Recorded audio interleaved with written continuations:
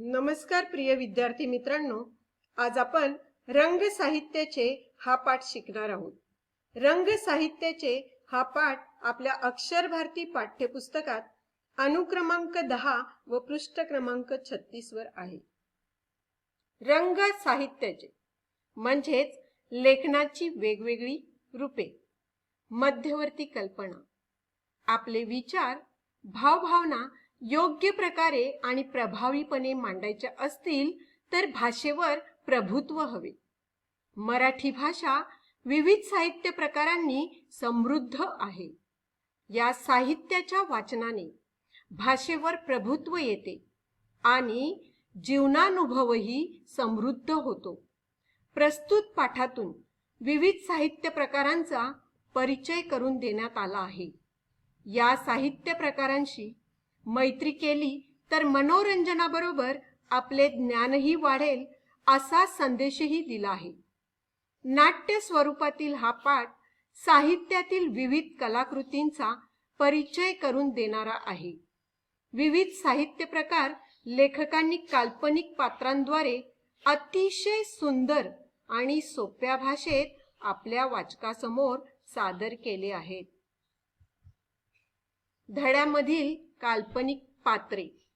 सुश्रुत साहित्याच्या काल्पनिक पात्रांबरोबर संवाद साधणारा शाळेतील मुलगा म्हणजे विद्यार्थी. कथा साहित्याच्या कथा प्रकाराचे काल्पनिक स्त्रीलिंग पात्र. कादंबरी साहित्याच्या कादंबरी प्रकाराचे काल्पनिक स्त्रीलिंगी पात्र. कविता साहित्याच्या कविता प्रकाराचे काल्पनिक स्त्रीलिंगी पात्र. नाटक साहित्याच्या नाटक प्रकाराचे काल्पनिक पुल्लिंगी पात्र. चरित्र साहित्याच्या चरित्र प्रकाराचे काल्पनिक पुल्लिंगी पात्र. आत्मचरित्र साहित्याच्या आत्मचरित्र प्रकाराचे काल्पनिक पुल्लिंगी पात्र. प्रवास वर्णन साहित्याच्या प्रवास वर्णन प्रकाराचे काल्पनिक पुल्लिंगी पात्र. रंग साहित्याचे पाठवाचक. सुश्रुतच्या वर्गाची सहल भिलार या पुस्तकाच्या गावाला नेण्याचे ठरले. वर्गात सूचना आली. दुसऱ्या दिवशी शिक्षकांनी भिलार या गावाची माहिती सांगितली. त्याबाबत एक फिल्म दाखवली. सुश्रुतला ते खूप आवडले. घरी परतल्यावर तो सहलीला जाणार म्हणून आनंदाने झोपला. काही वेळाने त्याला जाणवले की काही पुस्तके मुलामुलींचा वेश करून आणि हातात हात घालून आनंदाने गाणी गात आहेत, नाचत आहेत. हातात हात घालणे म्हणजे एकत्र सहकार्याने काम करणे. एवढंच नाही तर त्याला उठवतही आहेत. सुश्रुत झोपेतच म्हणाला, कोण रे तुम्ही? इथे काय करत आहात? पुस्तकाच्या वेशातील मुले सुश्रुतला म्हणाली, अरे आम्ही सर्व तुला भेटायला आलो आहोत. आम्हाला तुझ्याशी मैत्री करायची आहे. सुश्रुत तुम्ही सगळे कोण आहात? कथा अरे असं घाबरतोस काय? हे सगळे आपलेच मित्र आहेत. सगळ्यांशी चांगली मैत्री होईल तुझी. माझी ओळख तर तुला लहानपणापासूनच आहे. अरे मी आहे कथा. गोष्ट हे माझं दुसरं नाव. सुश्रुत आपली ओळख कशी काय? कथा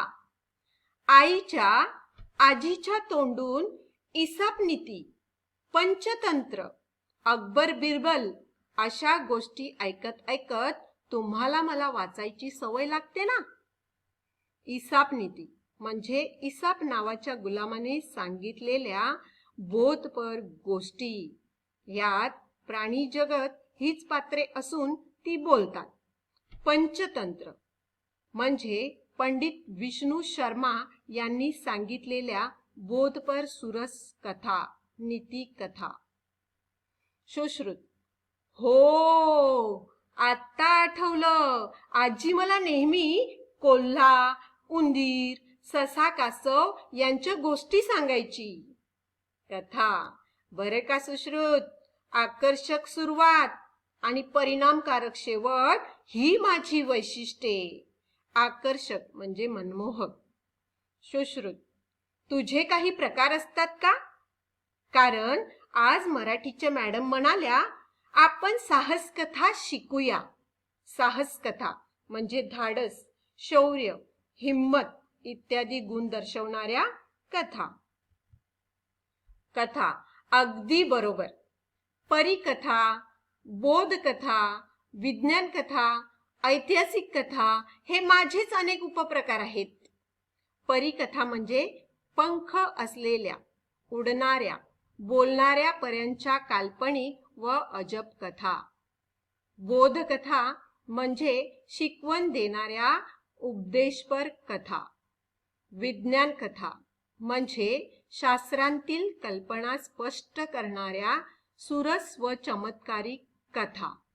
ऐतिहासिक कथा म्हणजे इतिहासातील पराक्रमी थोर व्यक्तींचे जीवन, संघर्ष, घटनाप्रसंग रेखाटणाऱ्या कथा. शिवाय नाटक, मालिका, चित्रपट या सर्व ललित कलांचा पाया म्हणजे मी. मालिका म्हणजे दूरचित्रवाणीवर अनेक भागात दाखवल्या जाणाऱ्या मनोरंजक व बोधपर कथा. ललित कथा म्हणजे मानवी मनातील भावनांचा आविष्कार करणाऱ्या कला म्हणजे शिल्प, नृत्य, चित्र, संगीत व साहित्य या कला. मूळ कथा दर्जेदार असल्याशिवाय कोणतीही कलाकृती उत्तम होऊ शकत नाही. दर्जेदार म्हणजे उत्कृष्ट प्रतीचे, उत्तम म्हणजे उत्कृष्ट.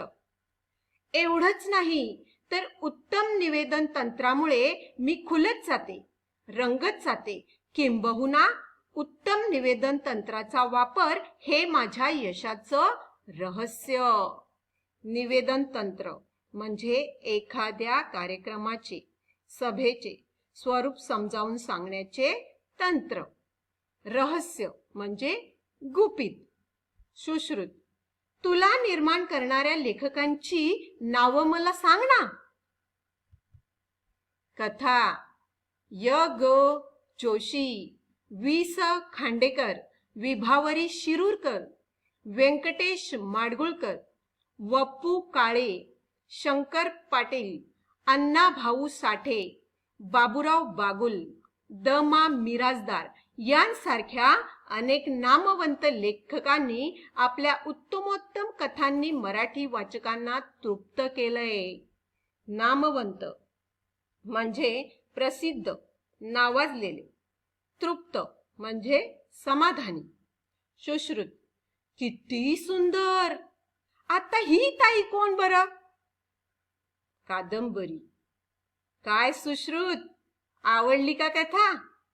मी कादंबरी, कथेची थोरली बहीणच म्हण हवं तर. थोरली म्हणजे मोठी. कादंबरी म्हणजे खरं तर मोठी कथाच, पण माझा आवाका कथेपेक्षा फार मोठा. आवाका म्हणजे कुवत, वकूब, विस्तार. सुश्रुत. मोठा म्हणजे किती ग? कादंबरी. अरे माझ्यात खूप खूप पात्र असतात. पात्र म्हणजे व्यक्तिरेखा, नाटक व सिनेमांमधील भूमिका. त्यांचा परस्पर संबंध असतो. विविध घटना, प्रसंगातून माझे कथानक हळूहळू उलगडत जाते. विविध म्हणजे वेगवेगळ्या. वाचता वाचता माझ्यातील पात्र तुम्हाला ओळखीची वाटू लागतात. आपल्यातीलच भासू लागतात. भासू लागतात म्हणजे वाटायला लागतात. अनेक अनपेक्षित वळण घेत घेत मी वाचकांची उत्कंठा वाढवते. उत्कंठा वाढणे म्हणजे कुतूहल वाढणे. आता या कथानकात पुढे काय होईल याचा विचार करत वाचक माझ्यात गुंतून जातो व रममान होतो. रममान होणे म्हणजे समरस होणे, गुंगून जाणे. सुश्रुत. खरंच तुझा आवाका खूपच मोठा आहे. कादंबरी. बरे का सुश्रुत, साहित्य क्षेत्रातील सर्वोच्च मानाचा ज्ञानपीठ पुरस्कार वि.स. खांडेकर यांच्या ययाती या कादंबरीला मिळाला. सर्वोच्च म्हणजे सर्वोत्कृष्ट. तेव्हा मराठी माणसाचा ऊर अभिमानाने भरून आला. ऊर अभिमानाने भरून येणे म्हणजे मनापासून खूप अभिमान वाटणे. इतक्यात कविता सुश्रुतच्या खांद्याला धरून विचारते. कविता. सुश्रुत, ओळखलंस मला? अरे, मी आहे कविता. आपली तर फार पूर्वीपासून चांगलीच ओळख आहे, नाही का? तुमच्या पाठ्यपुस्तकातल्या सगळ्या कविता तुम्ही तालासुरात म्हणता. तालासुरात म्हणजे ठेका स्वरात. सुश्रुत. हो ताई, मला आठवतंय. ही आवडते मज मनापासून शाळा आणि श्रावण मासी हर्ष मानसी या माझ्या आवडत्या कविता. मज म्हणजे मला, मास म्हणजे महिना, हर्ष म्हणजे आनंद, मानसी म्हणजे मनामध्ये. श्रावण मासी हर्ष मानसी म्हणजे बालकवी त्र्यंबक बापूजी ठोंबरे यांच्या श्रावण मास या प्रसिद्ध कवितातील ओळ. कविता. छान हं सुश्रुत. माझं रूप छोटस, आटोपशीर. आटोपशीर म्हणजे नेटके. मोजक्या शब्दात मोठा आशय व्यक्त करणं हे माझं वैशिष्ट्य. आशय म्हणजे मध्यवर्ती कल्पना. यमक, अनुप्रास अशा शब्दालंकारांनी माझं बाह्यरूप आणि उपमा, उत्प्रेक्षा, रूपकासारख्या अर्थालंकारांनी माझं अंतरंग सजवून कवी मला अधिक आशयगर्भ करतात. अंतरंग म्हणजे गाभा, आशयगर्भ म्हणजे अर्थपूर्ण. सुश्रुत. मॅडम नेहमी सांगतात कवितेची शब्दरचना अर्थपूर्ण व चपखल असते. चपखल म्हणजे तंतोतंत. कल्पनांचा सुंदर आविष्कार कवितेत असतो, हे बरोबर ना?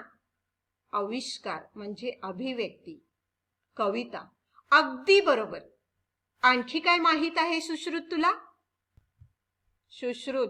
ताई, मला असं वाटतं संगीतकाराने स्वरराज चढवला की तुझं गाण्यात रूपांतर होतं. कारण तुला मी पाठ्यपुस्तकात वाचतो आणि सीडी मध्ये, चित्रपटात ऐकतो सुद्धा. स्वरराज चढवणे म्हणजे गाण्याला चाल लावणे, स्वरबद्ध करणे. रूपांतर म्हणजे रूप बदलणे, अनुवाद. सीडी म्हणजे स्वरबद्ध केलेल्या गाण्याच्या ध्वनी तपकडी. कविता. छान निरीक्षण आहे हा तुझं. बरं, मला एक सांग, तुझ्या शाळेत मराठी दिन साजरा करतात का? सुश्रुत. हो, करतात ना. कविता. कोणत्या तारखेला करतात? सुश्रुत. 27 फेब्रुवारीला. कविता. अगदी बरोबर. तो कोणाचा जन्मदिवस आहे माहित आहे तुला? सुश्रुत. नाही ग. कविता. नटसम्राट नाटकाचे लेखक वि.वा. शिरवाडकर म्हणजेच कविवर्य कुसुमाग्रज यांचा त्यांच्या विशाखा या काव्यसंग्रहाला मानाचा ज्ञानपीठ पुरस्कार मिळाला आहे. ज्ञानपीठ म्हणजे भारतीय भाषेतील उत्तम साहित्यकृतीला, साहित्याला दिला जाणारा सर्वोत्कृष्ट पुरस्कार. सुश्रुत. खरंच? कविता. कुसुमाग्रजांबरोबरच केशवसूत, बालकवी बा. भ. बोरकर, बासी मर्ढेकर, शांता शेळके, इंदिरा संत, सुरेश भट, नामदेव ढसाळ, नारायण सुर्वे अशा अनेक कवींनी मला आपल्या प्रतिभेने सजवले. संत काव्यापासून पंत काव्य, मध्ययुगीन काव्य, शाहिरी काव्य अशी वळणे घेत आधुनिक काळात मी मुक्त छंदाचे रूप धारण केले आहे. संत काव्य म्हणजे वारकरी संप्रदायातील संत परंपरेतील संतांची काव्य रचना. पंत काव्य म्हणजे पंडित कवींनी लिहिलेले आख्यानपर काव्य. मध्ययुगीन काव्य म्हणजे 14व्या-15व्या शतकातील काव्य. शाहिरी म्हणजे लावण्या, पोवाडे इत्यादी काव्य रचना. नाटक. होय सुश्रुत, ओळखलंस का मला? सुश्रुत: तू कोण आहेस रे? नाटक: माझ्याकडे बघ म्हणजे तुला कळेल. सुश्रुत: अरे नाटक दादा तू? नाटक. पात्र रचना, चुरचुरी संवाद आणि नाट्यमय घटना प्रसंग यांमुळे मी मराठी माणसाच्या हृदयात अढळ स्थान मी प्राप्त करतो. चुरचुरीत म्हणजे खुसखुशीत संवाद. अढळ म्हणजे कायम न बदलणारी. तुला माहित आहे माझं रंगमंचावर सादरीकरण होणार आहे याचे भान ठेवूनच नाटककार माझी मांडणी करतो. सादरीकरण म्हणजे सादर करणे, अभिव्यक्त करणे. भान ठेवणे म्हणजे जाणीव ठेवणे. मांडणी करणे म्हणजे रचना करणे. वाचनीय आणि प्रेक्षणीय व्हावं अशी त्यांची अपेक्षा असते. सुश्रुत: मी कालच एक धमाल बालनाट्य बघितलं. धमाल म्हणजे मजेदार. त्याचं दिग्दर्शन उत्तम होतं असे बाबा म्हणाले. नाटक: वा छान. अरे दिग्दर्शकासाठी मला दिग्दर्शित करणे हा आनंददायी अनुभव असतो. मराठी भाषेत गोविंद बल्लाळ देवल, श्रीपाद कोल्हटकर, राम गणेश गडकरी, पु ल देशपांडे, वसंत कानेटकर, मधुसूदन कालेलकर, प्र के अत्रे अशा दिग्गज लेखकांनी मला समर्थपणे हाताळलं. चरित्र: ए सुश्रुत, शुक तिकडे बघ. सुश्रुत: कोण बोलावतंय मला? शुकशुक करणे म्हणजे लक्ष वेधणे. नामवंत मराठी नाटककार लेखक. चरित्र: अरे मी चरित्र. मी एखाद्या थोर व्यक्तिमत्वाच्या व्यक्तीचा लेखकावर प्रभाव पाडतो आणि त्याच्या आयुष्याची गाथा लिहिण्याची प्रेरणा लेखकाला मिळते आणि त्यातून मी जन्माला येतो. थोर म्हणजे महान. प्रभाव पाडणे म्हणजे अतिशय आवडणे, मनात ठासणे. गाथा म्हणजे कथा, कहाणी, हकीकत. प्रेरणा म्हणजे स्फूर्ती. सुश्रुत: मॅडम नेहमी म्हणतात की थोरांची चरित्र सामान्यांना प्रेरणा देतात म्हणून. चरित्र: अगदी बरोबर. कारण मी असतोच मुळी संघर्षमय, कर्तृत्ववान आणि संधीचे सुवर्ण संधीत रूपांतर करणारा. संघर्षमय म्हणजे लढाऊ. म्हणूनच सामान्य लोकांची मत माझ्या सहवासात बदलतात. सहवास म्हणजे एकत्र राहणे. बाबासाहेब पुरंदरे, धनंजय गाडगीळ, भा द खेर, रणजित देसाई अशा अनेक प्रसिद्ध लेखकांनी मला हाताळले. सुश्रुत: वा, सर्व ताई दादांनी मला किती माहिती दिली. आत्ता हा कोणता दादा बरं? नामवंत मराठी चरित्रकार लेखक. आत्मचरित्र. मी आत्मचरित्र, चरित्रांच्याच कुटुंबातील एक. चरित्र म्हणजे एखाद्या व्यक्तीच्या आयुष्याचं लेखकानं केलेलं वर्णन. तर मी म्हणजे व्यक्तीने स्वतःच्या जीवन प्रवासाचं तटस्थपणे केलेलं वर्णन. तटस्थपणे म्हणजे त्रयस्थपणे. माझ्या आयुष्यात आलेल्या विविध टप्प्यांचे वळणांचे, भल्या बुऱ्या अनुभवांचे कथन मी तटस्थपणे करतो. त्यातून मी साकारला जातो. साकारला म्हणजे आकारणे, व्यक्त करणे. स्वतंत्रवीर सावरकर, सुनीता देशपांडे, माधवी देसाई, डॉक्टर जयंत नारळीकर, डॉक्टर प्रकाश आमटे, मल्लिका अमर शेख, दया पवार, विश्राम बेडेकर, लक्ष्मण गायकवाड हे माझे गाजलेले लेखक. सुश्रुत, अरे सर्वात शेवटी तो कोणता दादा उभा आहे आणि तो माझ्याशी बोलणार नाही का? प्रवास वर्णन, का नाही बोलणार? जरूर बोलेन. अरे मीच तुला घरी बसून दूरदूरच्या गावी देशी पोहोचवणार ना. सुश्रुत, म्हणजे आणि ते कसं काय? नामवंत मराठी आत्मचरित्रकार लेखक.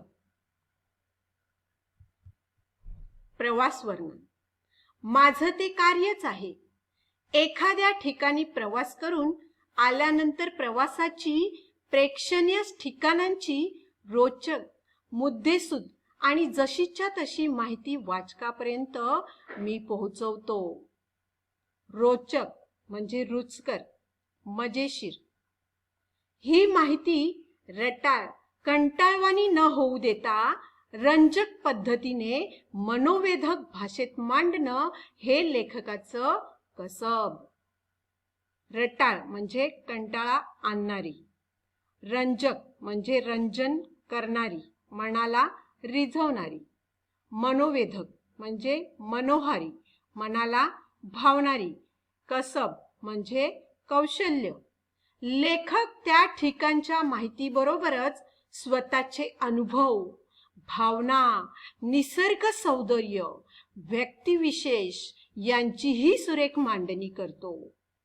सुश्रुत, म्हणजे ना तिकीट, ना विसा, ना बस, ना विमान, मी कुठेही जाऊ शकतो. सर्व ठिकाणांना भेट द्यायला तुझ्या माध्यमातून. विसा म्हणजे परदेशात जाण्याची परवानगी देणारे पत्र. भेट देणे म्हणजे जाऊन भेटणे. प्रवास वर्णन, अगदी बरोबर आणि हेच माझे वैशिष्ट्य. म्हणूनच मला गंगाधर गाडगीळ, राभी जोशी, पु ल देशपांडे, रमेश मंत्री, मीना प्रभू अशा मोठ्या लेखकांनी आपलंसं करून प्रसिद्ध केलं. नामवंत मराठी प्रवास वर्णनकार लेखक. सुश्रुत, किती छान आहात तुम्ही सगळेजण. तुमच्याशी मैत्री करायला खूप आवडेल मला. तुमच्यासारख्या निस्वार्थी मित्रांमुळं माझं मनोरंजनही होईल, ज्ञानही वाढेल आणि त्यामुळे माझे लेखनही सुधारेल. निस्वार्थी म्हणजे स्वार्थ नसणारी व्यक्ती. सगळे आणि सगळ्यात महत्वाचं म्हणजे आम्ही तुला कधीच सोडून जाणार नाही. पुस्तके सगळे गातात. साहित्याचे रंग विविध हे भुलविती साऱ्या रसिक जना. इंद्रधनु ते सप्तरंगी जसे सुशोभित करते गगना. धन्य आमुची माय मराठी, धन्य साहित्य संपदा. वाचू आनंदे, लिहू नेमाने, वाङ्मय रसात नाहू सदा. भुलविणे म्हणजे मोहित करणे. रसिकजन म्हणजे कलाकृतीचा आस्वाद घेणारी व्यक्ती. इंद्रधनु म्हणजे इंद्रधनुष्य, पावसाळ्यात दिसणारा सप्तरंगी पट्टा म्हणजे रेनबो. सुशोभित करणे म्हणजे सजावट करणे, सजवणे. साहित्य संपदा म्हणजे साहित्य कृतीचा अनमोल संग्रह. नेमाने म्हणजे नियमित. सदा म्हणजे नेहमी, सतत.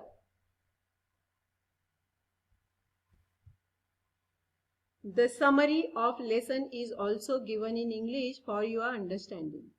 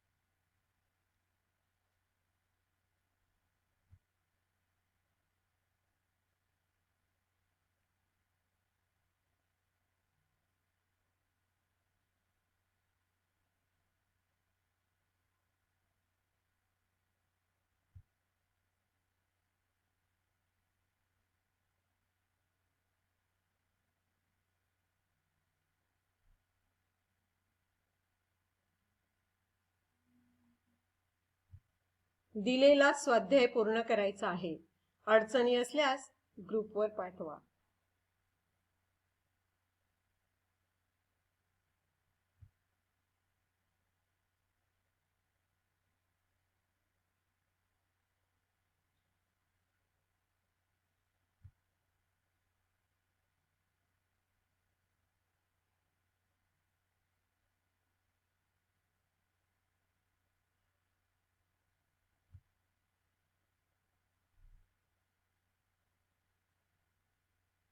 Thank you.